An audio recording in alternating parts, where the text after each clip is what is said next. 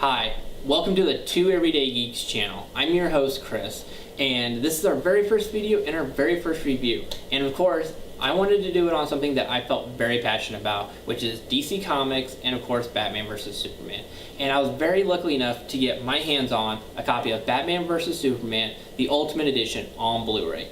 A big shout out to Warner Brothers for sending me this a whole week ahead of time so that I could get the review out before it officially drops on July 19th. Now, this video will contain spoilers, but if you are a geek and you're on the internet, you've probably already seen these spoilers, so this is pretty much going to be my thoughts on how those deleted scenes were input into the movie and made this movie, for me personally, even a lot better. Now, I really enjoyed the theatrical cut. Was it a perfect movie? No, not by any stretch. But seeing the Trinity, Batman, Superman, Wonder Woman, on the big screen for that first time was something that I personally will never forget. So when I heard that there was going to be an Ultimate Edition with 30 extra minutes, I was like, heck yes, give it to me as fast as possible. Think of this as bacon, right? Bacon makes everything better. These 30 minutes are like bacon. You add the 30 minutes onto this, it makes it even a more solid movie. Now, I will kind of go over my positives and the negatives still of this movie. But first to start off, some of the most important scenes added onto this were the Clark Kent and Superman scenes.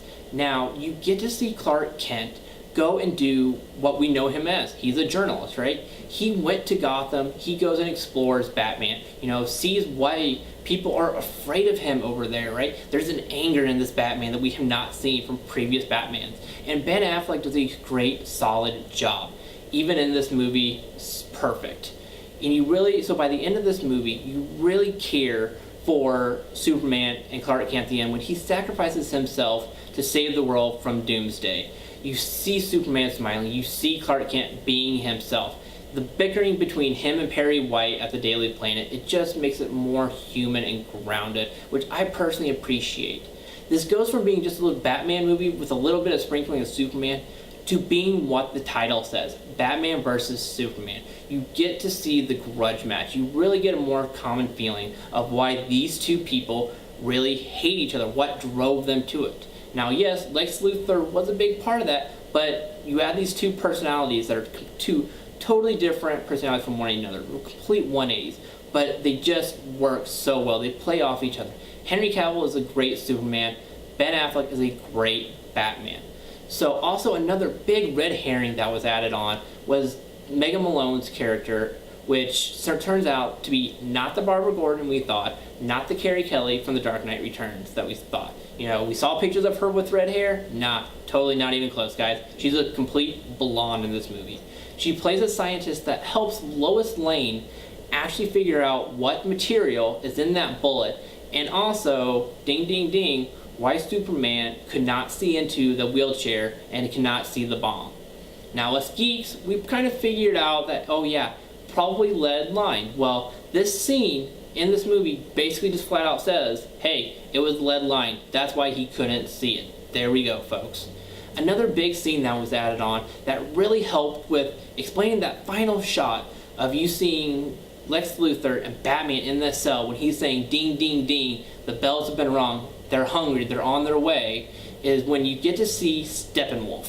When Lex Luthor, Jesse Eisenberg's character, is in the mud blood area and you see the hollow of Steppenwolf and the three mother boxes there, that you get to feel. Now, we knew that was Steppenwolf, but now it just makes that ties that even more in. So you really feel like, okay, there's a big bad coming. Now, rumors are Steppenwolf is the next big bad in Justice League. Who knows? Is it going to be Darkseid? We know he's coming.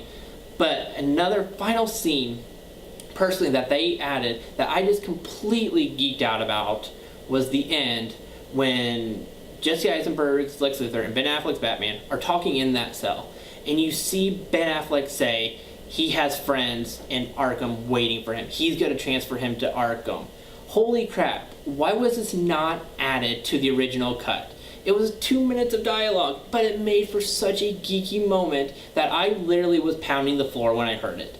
The possibilities now of what they could show, is the Riddler in there? Is obviously Joker may have been in there? Or is, Mr. Freeze? Who knows? But the possibilities of what's in Arkham now, it's in there, it's out there. We know it's out there. So please, why was this not shown? I don't know, but I'm just glad it officially was. So overall, these 30 minutes did make this movie a lot better. And for me personally, this is the only version that I will give to people, and this is the only version that I will ever watch. Like, again, I like the theatrical cut, but this Ultimate Edition just made it so much more better. And so as a passionate DC guy, it just gets me so excited for what's to come with Suicide Squad and with the next Justice League movie, and of course Wonder Woman coming out next year. So for me personally, and for us two everyday geeks, we will officially give this review 4 thumbs way up. Now, if you liked what you see, please subscribe at the bottom, like it, comment it, check the links below. There's going to be a link to the trailer for the Ultimate Edition, so click on that. Again, if you like what you see, click subscribe, like, comment, all that good stuff. And like always, guys, go kick ass and leave a footprint.